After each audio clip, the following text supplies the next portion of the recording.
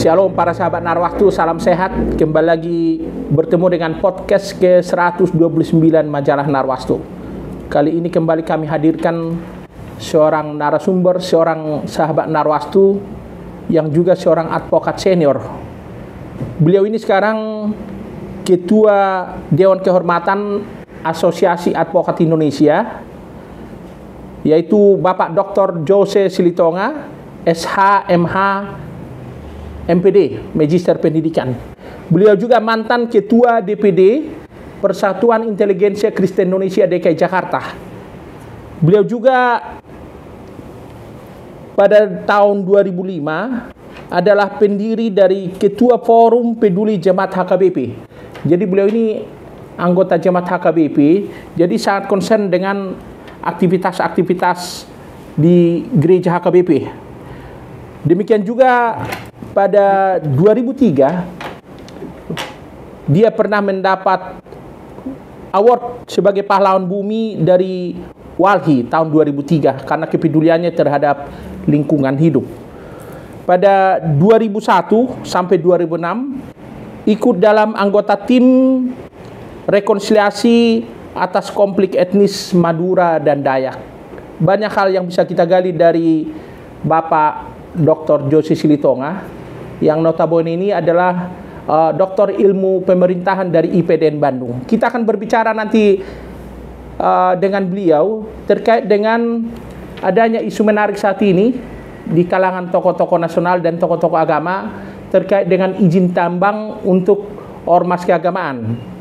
Sebagaimana kita tahu, peraturan pemerintah PP nomor 25 tahun 2024 yang sudah berulang kali disampaikan oleh Menteri Investasi dan Kepala BKPM Bahlil Lahadalia bahwa ormas keagamaan seperti NU, juga dari Kristen, dari Hindu, Buddha, dan Katolik akan diberikan izin tambang sebagai wujud perhatian dari pemerintah terhadap ormas-ormas keagamaan yang dianggap punya kontribusi besar dalam mempertahankan kemerdekaan, juga dalam memberikan kontribusi untuk mewujudkan kedamaian, kerukunan, dan persatuan di tengah bangsa ini. Kita berbincang dengan Bapak Dr. Jose Silitonga. Shalom Pak Dr. Jose Silitonga. Shalom Bang Jondro. Ya. Shalom, sukses Narwaktu. Ya, kita akan berbincang tentang adanya sekarang ini perdebatan yang cukup menarik ya di media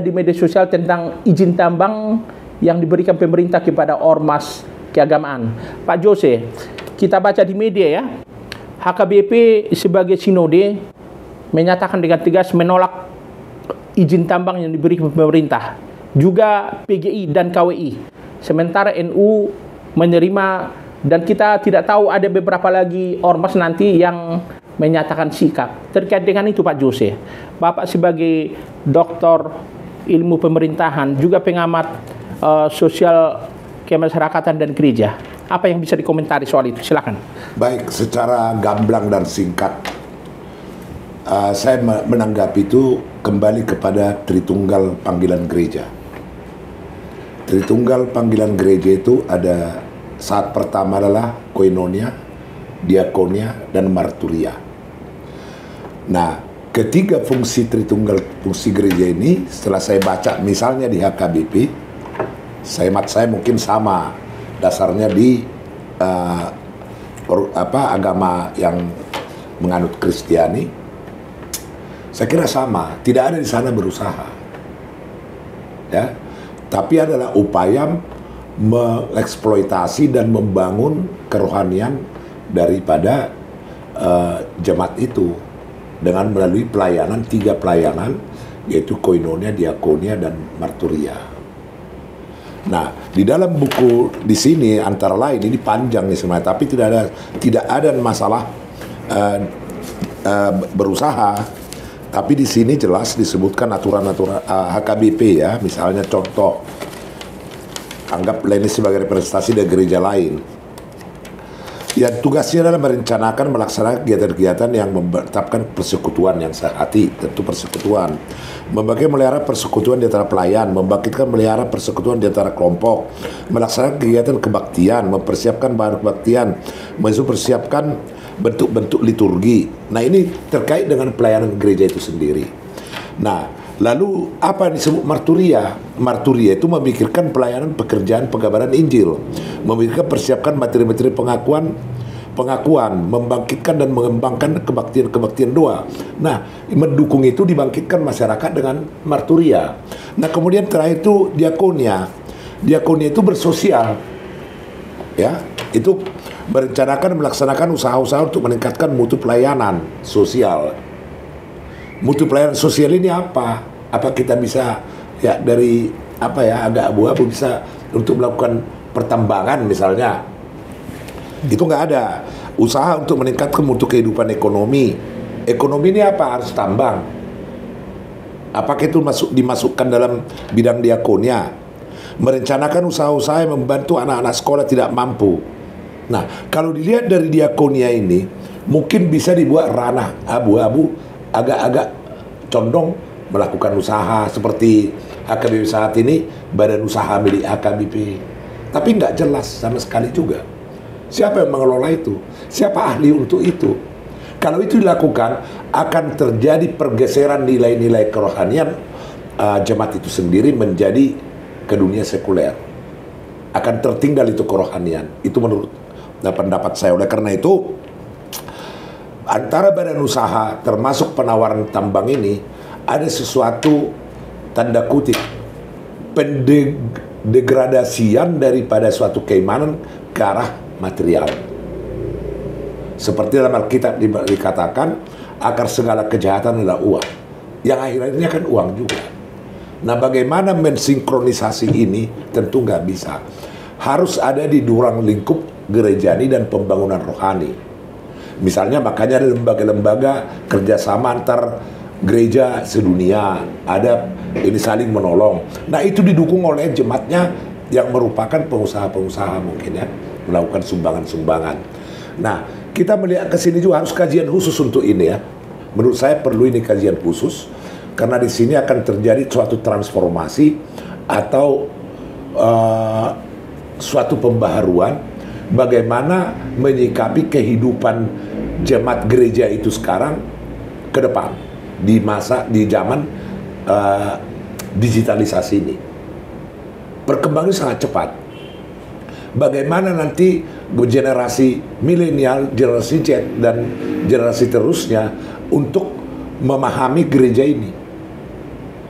Dengan munculnya sangat derasnya sekarang arus duniawi itu dalam mendapatkan temuan-temuan yang sangat signifikan dalam pembangunan negara atau ekonomi suatu negara. Ya.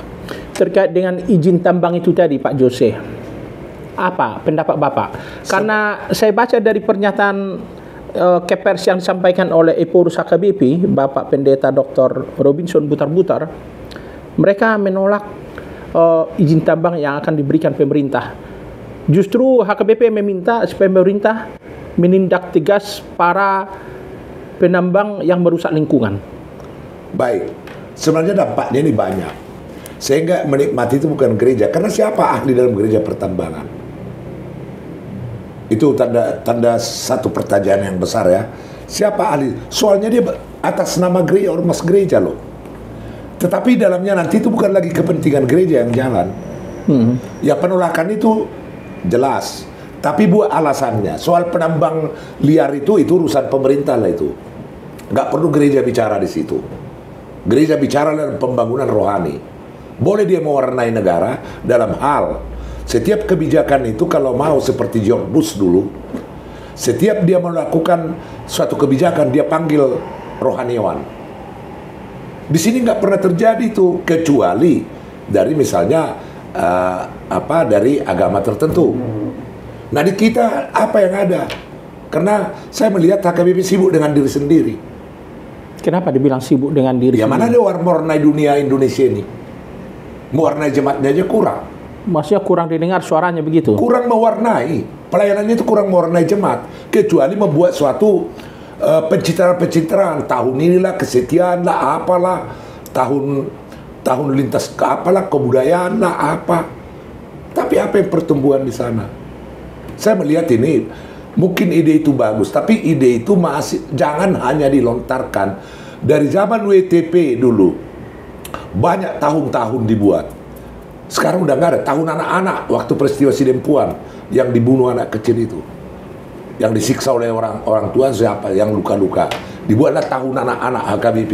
Sekarang di mana? Jadi marilah konsisten, jangan karena saya Eporus saya buat tahun ini, udah itu lewat, tahun ini pencitraan. Harus membuat itu yang bisa dipertanggungjawabkan sampai generasi yang akan datang. Maka tentu diperlukan setiap itu kajian-kajian dan ahli untuk meneruskan itu, sehingga dia sustainable, berkelanjutan. Begitu ganti Eporus habis itu, buat lagi yang baru, kumpul dana, habiskan dana terus. Sementara uang nggak ada, bikin sentralisasi, semua ribut, sumbernya mana?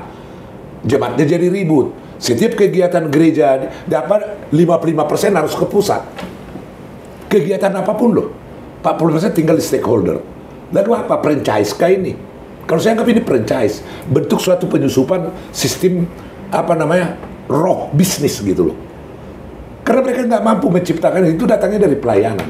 Kalau pelayanan kita itu bagus, jemaat itu akan memberikan lebih banyak. Sekarang apa yang kita buat? Mungkin ada gereja yang bagus kaya di situ, ya mungkin itulah dulu itu, tapi nggak bisa dibuat itu jadi satu patokan. Oh kami mampu kok katanya, dengan sombongnya. Maka muncul kesombongan rohani. Itu yang saya lihat sini. Kembali ke tambang tadi, setuju. Artinya kembalilah kepada Tritunggal panggilan gereja. Kalaupun ada badan usaha seperti buat HKBP, dulu tahun 2000 zaman Jero, pernah saya katakan, berikan sama kami angkat kami sebagai menjalankan badan usaha HKBP. Kami bisa, karena kami lihat semua gereja itu ada di ring 1, seperti Sudirman, antara gedung-gedung bertingkat, ya.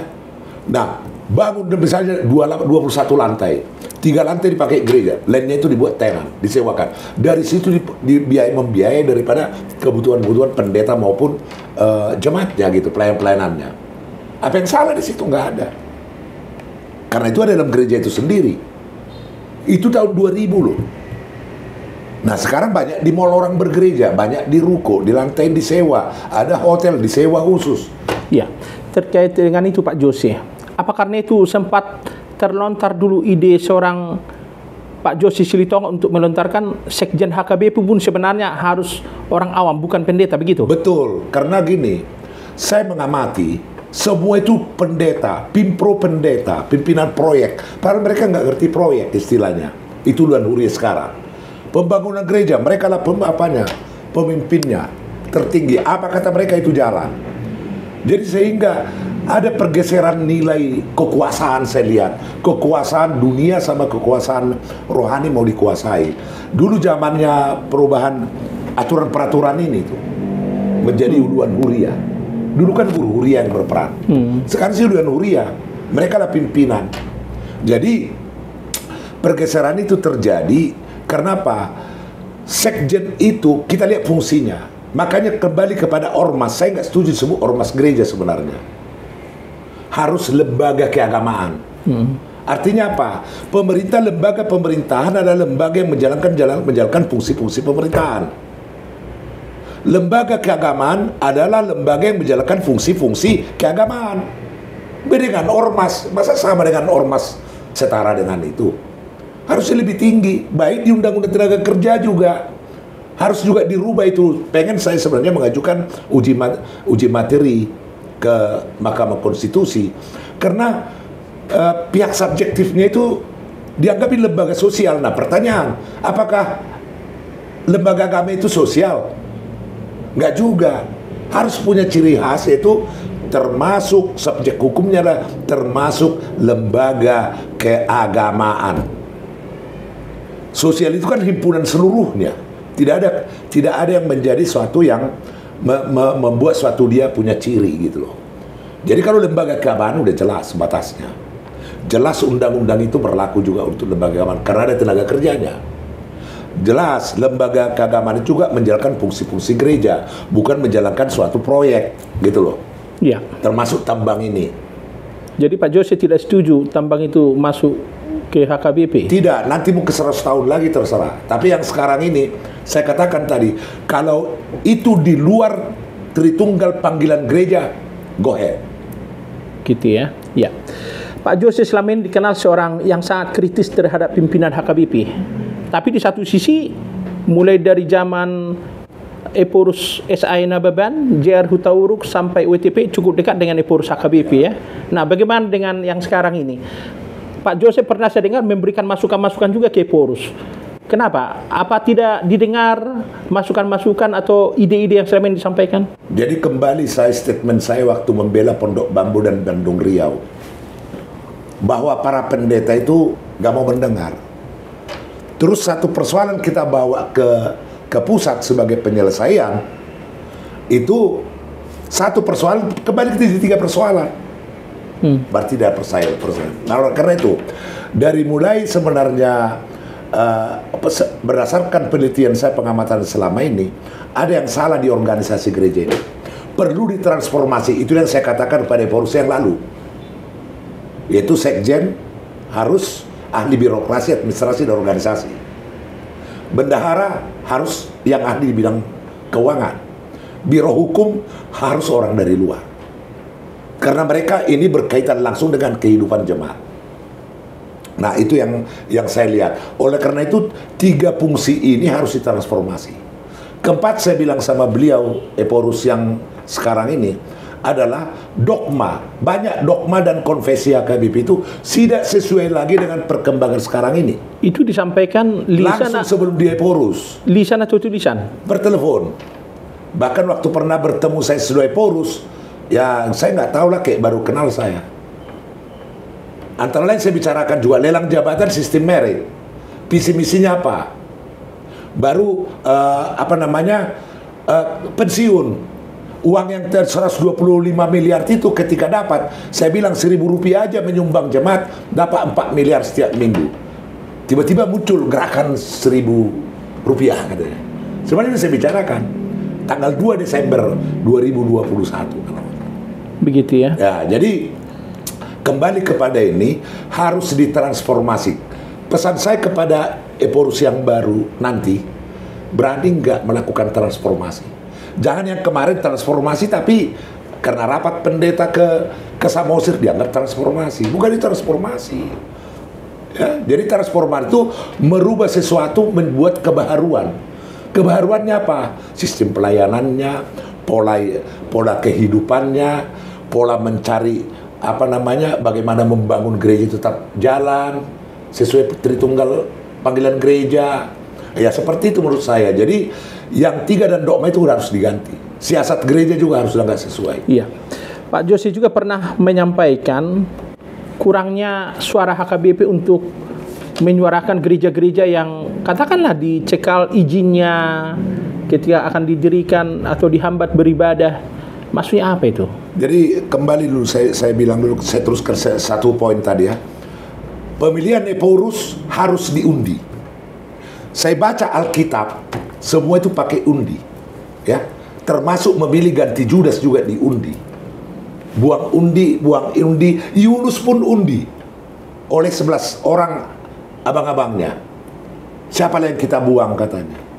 Undi juga, undi. Arti kata undi itu bisa dipergunakan untuk hasil positif, bisa untuk ini.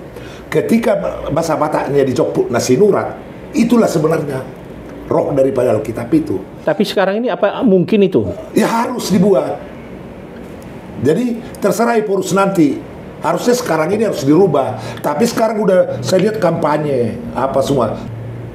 Nah, sebenarnya dulu kalau Eporus itu kunjungilah semua. Sekarang kulihat kayak berfoto lah apa, angkat tangan seolah-olah kayak gimana, acting jadinya.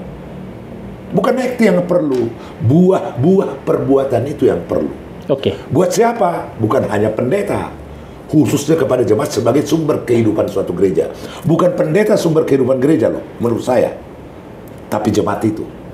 Ketika tidak ada jemaat, mau ngapain dia? Tapi ketika pendeta nggak ada jemaat, dari jemaat itu seperti Rasul Paulus atau Martin Luther bilang, dari jemaat itu bisa jadi pelayan. Oke. Gitu loh. Nah, terus pertanyaan yang terakhir tadi apa tuh? Soal izin. susahnya mendapat izin gereja. Itu harusnya berperan. Dari dulu saya katakan, di ketua DPD PIKI saya waktu itu, jangan membuat lagi proposal seminar masalah SKB menteri itu loh.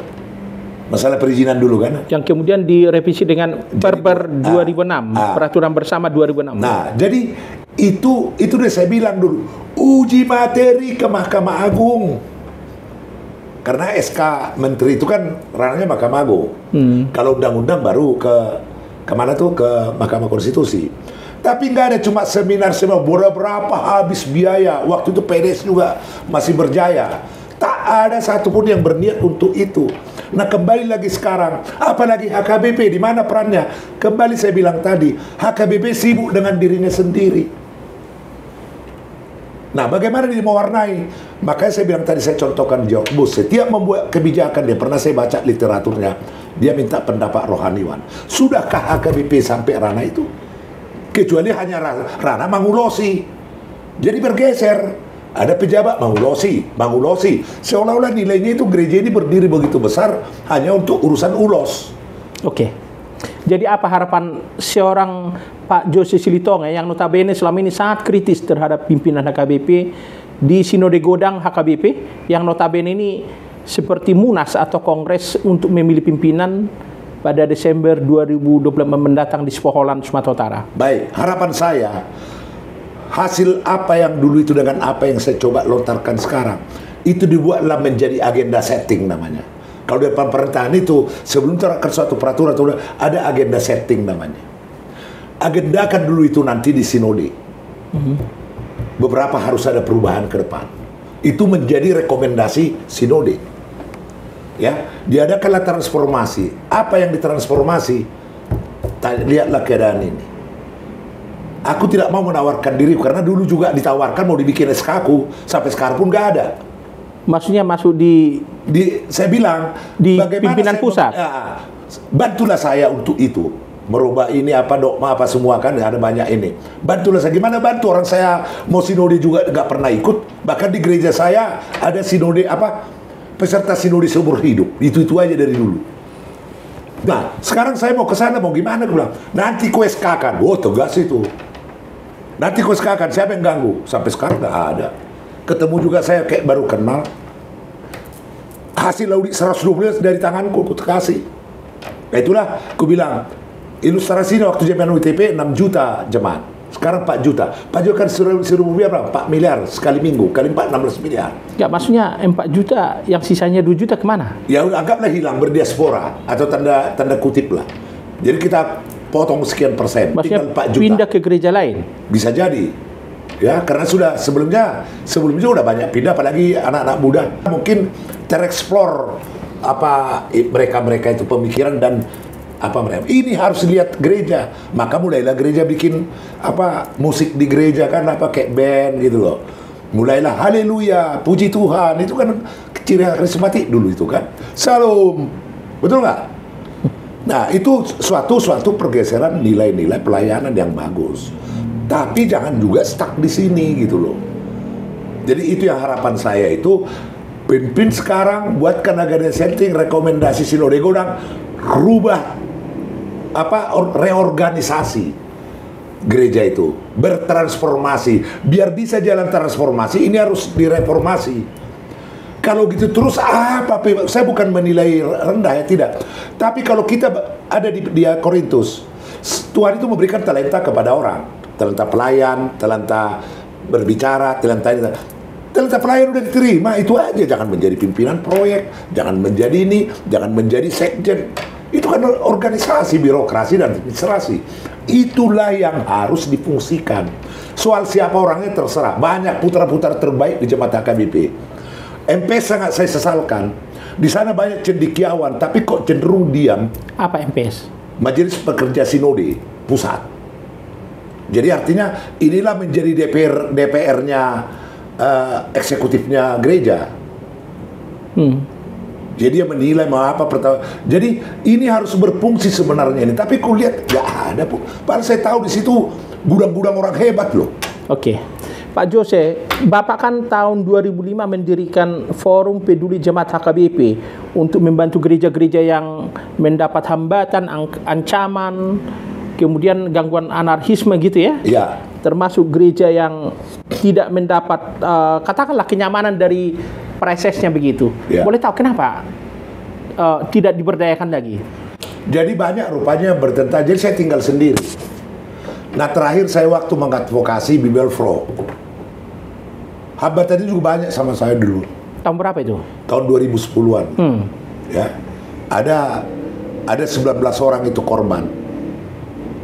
Tak ada semua yang respon, apalagi pendeta di situ. Bahkan korban ini pergi ke pusat mengadu, ditunggu sampai malam gak ada orang. Bahkan semua menurut pendeta, ada pendeta yang membawa 3 orang mereka bicara sama saya.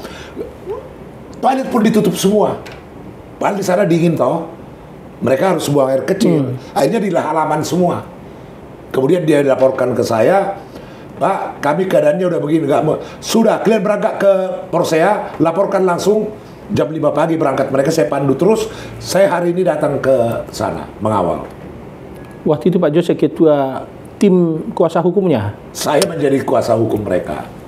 Jadi tapi di situ banyak banget hambatan. Ketua direktur Bibelfro-nya juga dikriminalisasi, di-SK-kan, dipaksa harus keluar. Waktu keluar dari situ sangat berat. Makanan apanya juga terbengkalai sampai saya telepon Bupati Tobasa waktu itu. Waktu itu si yang aduh lupa saya, tapi orang Piki juga. Saya telepon, kenapa tulang? Ini lihat burumu ini. Kenapa makannya ini? Masa makan apa daging atau daging apa dari hutan lah. Saya nggak usah sebutkan. Terus beras, boleh 7 kaleng, 10 kaleng, terserah kau, pokoknya kasih kirim beras mulai saat ini. Dan perbaiki gizi mereka, karena banyak sakit.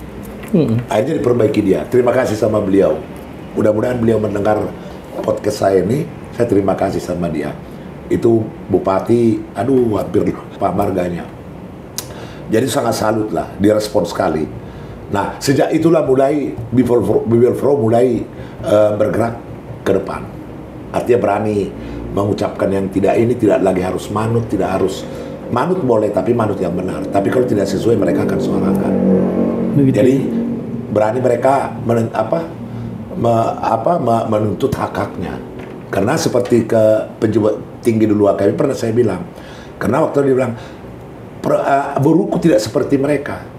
Langsung saya somasi, saya bilang 1/10 hartamu itu, ini dari antara 5 dewa HKBP ya. Saya bilang kade bapak dewa itu. 1/10 dari kekayaanmu, kekayaan orang tuanya tidak akan masukin jadi Bibelfro.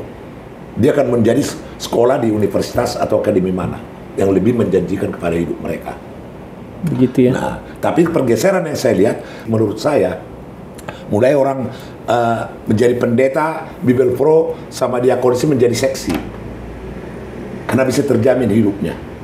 Makanya saya bilang untuk mengatasi bikin pensiun. Dia tidak ada pensiun, tapi pesangon sudah habis putusan dengan nyamuk. Sekarang contohnya 500.000-nya pensiun. Mau jadi apa pensiun 500.000 sekarang? Begitu ya. Nah, makanya kalau terkumpul 126 itu jadikanlah menjadi modal untuk tunjangan hari tua namanya, dan setiap gaji mereka potong. Seperti saya dulu di bank, dipotong itu ketika saya pensiun dibayar. Pesangonnya berapa kali? Misalnya mungkin saya kira dengan sistem penggajian sekarang dapat mereka 500-600 juta. Kalau enggak, ya siapa yang mau diambil tercepat, silakan.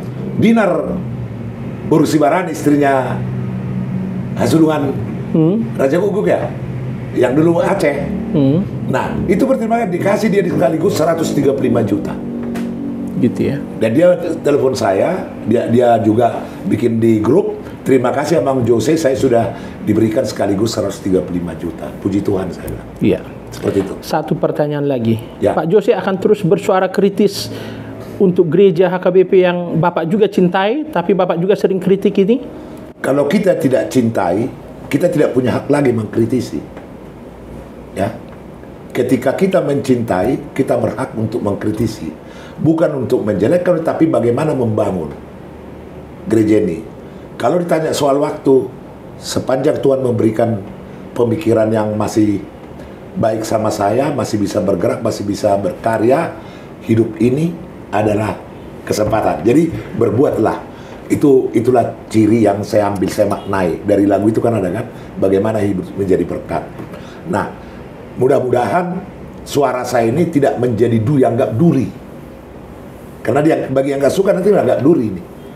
Tapi bagi saya tidak. Itu adalah Tuhan juga mengatakan secara logik kan, kalau anakmu itu tidak mau, cambuk dia dengan rotan, dengan itu menyelamatkan nyawanya. Kan itu katanya. Nah seperti itu juga mungkin kata-kata saya ini dianggap pedas, tapi tujuan saya bukan bagaimana sebagai gereja terbesar di Asia Tenggara mempunyai kualitas dan kuantitas yang baik sejalan gitu loh. Dalam membina jemaat maupun berhubungan, terutama bisa mewarnai negara ini. Bukan cuma minta-minta lalu diulosi. Oke. Harus ada pago-pago kan? Lah pago-pago dikasih nggak? Nah, kayak gitu. Apakah begitu maknanya saya nggak tahu. Biarlah yang memberikan itu makna itu apakah cocok itu dengan kehidupan kita. Bolehlah sebagai ciri khas gereja budaya. Karena namanya Batak ya. Tapi janganlah terlalu, harus sesuai lah, sepadan dengan apa tindakan dengan hidup di Republik ini. Berbuatlah sebagai warga negara, sebagai warga organisasi atau lembaga keagamaan yang betul-betul memang ikut dalam memperjuangkan kemajuan negara Republik Indonesia ini. Baik. Pak Jose, terima kasih atas perbincangan kita seputar izin tambang dan juga pelayanan di HKBP. Baik, para sahabat Narwastu, itulah perbincangan kami dengan Dr. Jose Silitonga, SH MPD, Magister Pendidikan.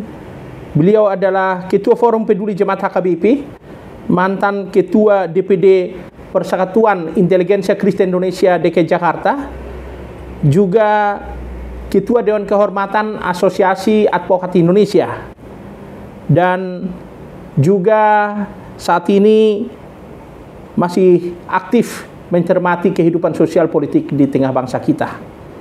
Dan beliau Doktor Ilmu Pemerintahan dari IPDN Bandung. Akhirnya kami undur diri. Shalom, salam sehat, salam kasih Narwastu, dan Tuhan memberkati Indonesia. Shalom.